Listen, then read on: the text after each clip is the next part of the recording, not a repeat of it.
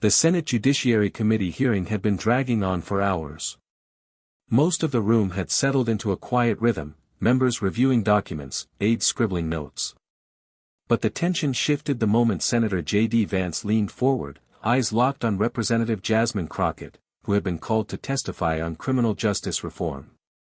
Without warning, Vance's voice cut through the room like a blade. "Frankly, Representative Crockett, this isn't some courtroom drama where attitude wins the argument. Maybe if you spent less time grandstanding and more time reading the Constitution, you'd understand how the Senate works." A brief silence fell. Several senators glanced up. A few aides froze mid-sentence. Cameras captured it all, the moment a sitting U.S. senator hurled a calculated jab at a sitting congresswoman during a nationally televised hearing.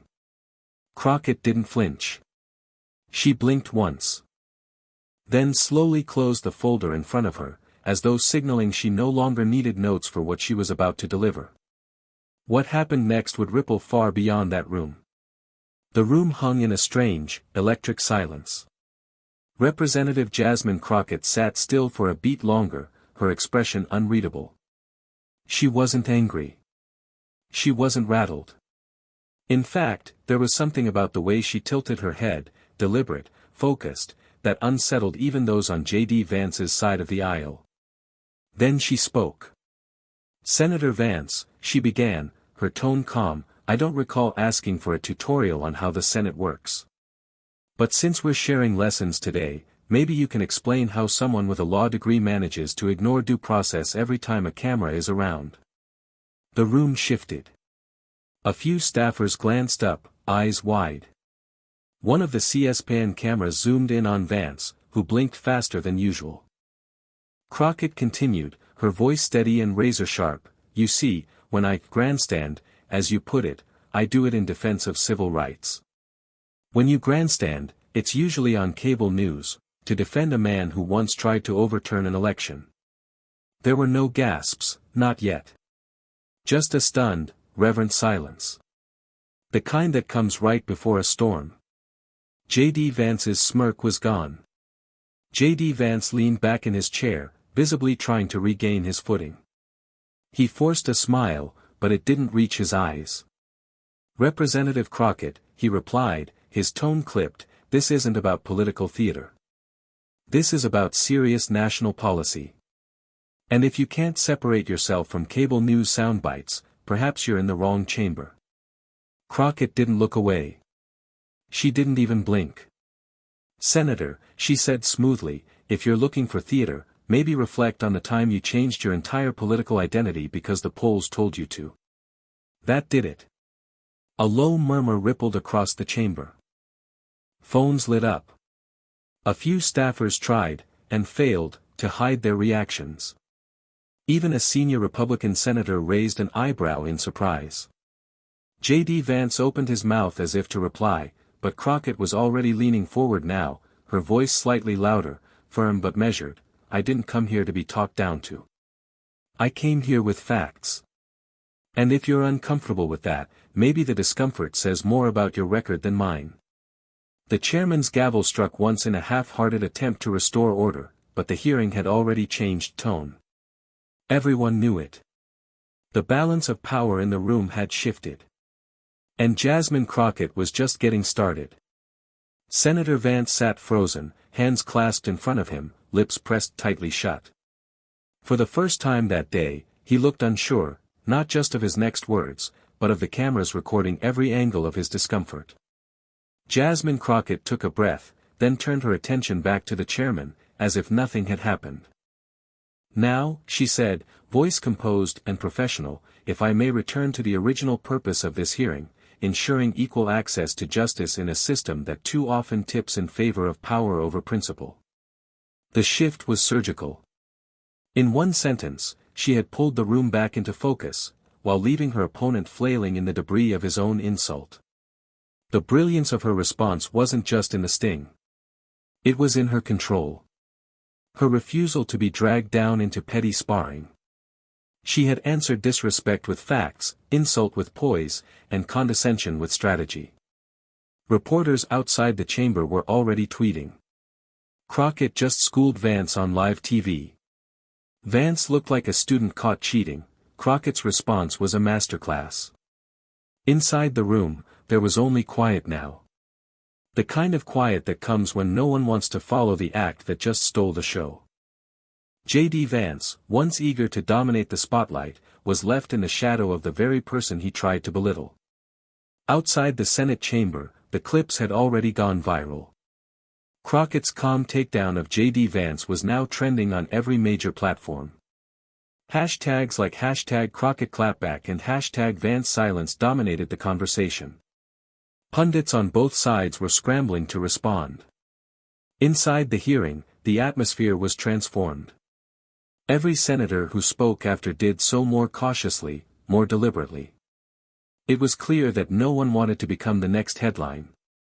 J.D. Vance sat quieter now, occasionally flipping through notes but rarely making eye contact. Crockett, meanwhile, resumed her testimony with laser focus, using every minute to highlight systemic failures in the justice system, data in hand, references ready. When asked to respond to a procedural question by another senator, she answered without hesitation, articulate, factual, and unimpressed by theatrics. Even those who disagreed with her politics had to admit it, she had just delivered one of the most composed and commanding performances Congress had seen in years. And the public knew it. News anchors were already teasing special segments for that evening. Coming up at 7, how Representative Jasmine Crockett flipped the script on J.D. Vance with one blistering statement. For once, a political story wasn't about scandal or division. It was about intelligence, poise, and the power of refusing to stoop. And Jasmine Crockett had become the center of that story. By nightfall, the ripple had become a wave. Cable news anchors from across the political spectrum replayed the moment J.D. Vance tried to belittle Jasmine Crockett, and her surgical response that followed. But it wasn't just pundits talking. Americans everywhere were posting, stitching clips, quoting her exact words. If you're uncomfortable with facts, maybe the discomfort says more about your record than mine. That line hit a nerve, not just in Washington, but across classrooms, break rooms, and kitchen tables nationwide.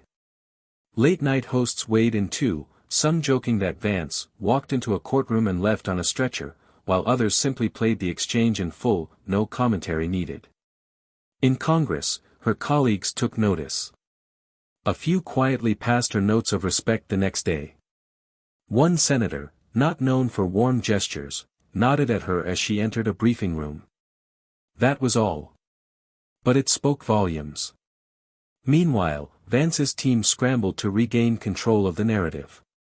A hastily written press release claimed he was defending the integrity of Senate process. But few were buying it. He'd miscalculated. Badly. And Jasmine Crockett? She didn't gloat. She didn't celebrate. She simply issued a brief statement that read, "I didn't come to Washington for applause. I came to get things done, and I won't be silenced by anyone, regardless of title." It wasn't just a win. It was a turning point. The following morning, the energy on Capitol Hill had changed. Reporters now lingered a bit longer outside Crockett's office. Her staff fielded dozens of new interview requests, and committee chairs began quietly considering her for more prominent assignments. Behind closed doors, the Democratic caucus was abuzz. Some senior members, usually reluctant to share the spotlight, spoke with admiration. She didn't just hold her ground, one veteran senator reportedly said, she redrew the line. Meanwhile, in conservative circles, there was a divide. Some doubled down, accusing Crockett of being disrespectful. But even among those voices, a quieter group admitted the obvious: Vance had picked the wrong fight at the wrong time with the wrong person. And that mistake was going to cost him. Back in her office, Crockett stayed focused. She met with constituents, reviewed upcoming bills, and didn't mention the viral moment unless asked directly. But those close to her noticed a shift, not in her, but around her. Doors were opening. Voices that once talked over her now listened. Invitations she'd never received before were arriving. It wasn't just because of what she said, it was how she said it. Without yelling. Without insults. Just truth, delivered with fire and clarity. And the nation was still watching. While Jasmine Crockett's influence grew, J.D. Vance faced the kind of aftermath no Senate office wants. Pollsters reported a noticeable dip in his approval rating among independents. Headlines across political newsletters read, "Vance's misstep becomes Crockett's spotlight. Calculated attack backfires spectacularly." His own aides were reportedly frustrated, not just at the backlash, but at how unforced the error had been. One insider anonymously told a journalist, he handed her the moment. She didn't take it, he gave it away. Meanwhile, Crockett remained composed. She appeared on one evening interview, just one, and chose her words carefully. "I don't consider it a personal victory. I consider it a reflection of what happens when we refuse to be dismissed. Women, especially women of color, are often spoken at, not to. That changes now." That clip aired on prime time, and trended within minutes. Celebrities, educators, and civil rights leaders reposted it with a common sentiment, "This is how it's done." And while Vance tried to pivot back to policy discussions, every press appearance inevitably circled back to that moment. He had underestimated Crockett. And now, every senator thinking about lobbing a casual jab across the aisle was reconsidering. Because Jasmine Crockett had rewritten the rules. Inside the Capitol, conversations took on a new tone. In committee meetings and private gatherings, senior lawmakers quietly acknowledged what the public already knew: Jasmine Crockett wasn't just a rising star, she was a force to be reckoned with. Whispers floated through the corridors, "She handled Vance better than most of us could have. Didn't raise her voice once. Still leveled the room. That wasn't luck. That was discipline." Meanwhile, Crockett kept her focus on policy. In one Judiciary Subcommittee hearing, she introduced new amendments aimed at improving transparency in federal law enforcement, something she had long championed, but now, the room listened more carefully. Her words carried more weight. Even some Republicans who had previously dismissed her began approaching her with cautious respect. One of them reportedly said, off record, "We don't have to agree, but she's not someone you try to steamroll anymore." As for J.D. Vance, the humiliation lingered. He avoided interviews for days, opting for low-profile meetings and guarded statements. Whenever the subject of Crockett came up, he dodged. The confrontation had left a mark, not just on his image, but on the perception of his judgment. Crockett hadn't just defended herself. She'd changed the pecking order. By the end of the week, Jasmine Crockett's viral moment had turned into something larger, a cultural reference point. College professors used it in communications classes. Advocacy groups clipped it into inspirational videos. Editorials called it, a lesson in tactical restraint and rhetorical precision. Crockett hadn't needed to shout. She hadn't needed to insult back. She simply let the truth do the damage, and the world noticed. Meanwhile, J.D. Vance attempted to recover. He made appearances in friendlier media circles, shifting the narrative toward policy over performance. But even in those safe spaces, interviewers hesitated before asking, "Senator, looking back, do you regret the tone you took with Representative Crockett?" Each time, Vance gave a version of the same answer, stiff, mechanical, "I believe in passionate debate." That moment was part of a larger conversation. But the damage was done. His words had been impulsive. Hers had been intentional. Back in Texas, Crockett's constituents flooded her office with letters, emails, and calls. Some wrote to thank her for standing tall. Others said they'd shown the video to their daughters. One note read, "I didn't know who you were before. Now, my whole family does." She kept a few of those letters on her desk.